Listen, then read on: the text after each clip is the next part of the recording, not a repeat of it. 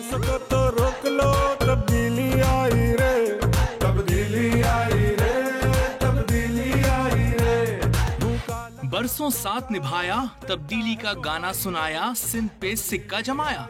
फैसला हो गया, कप्तान के कराची से पुराने साथी इमरान इस्माइल गवर्नर बनेंगे।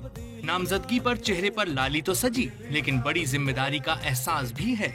खुश हूँ ज़ाहिर है, और एक प्रेशर भी है जिम्मेदारी का। बहुत बड़ी जिम्मेदारी है, मामूली नहीं है।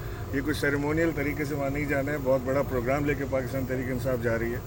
नए पाकिस्तान का गवर्नर हाउस कैसा होगा, इस पर इमरान इस्माइल ने तारीख के हवाले दिए और खर्च काटने का अज़्म भी दोहराया।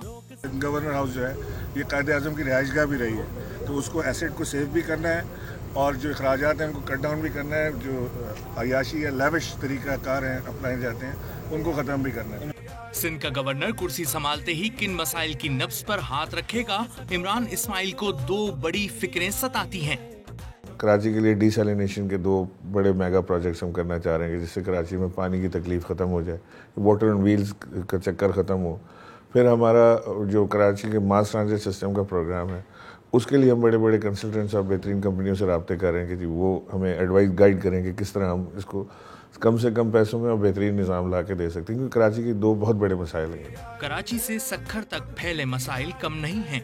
उनके हल का दावा करने वाले इमरान इस्माइल किस हद तक कामयाब होते हैं, ये तो वक्त ही बताएगा। इंसाफ का, ईमान का, रोशन पाकिस्तान का, ये देखो पूरा हुआ जो ख्वाब था कप्तान का।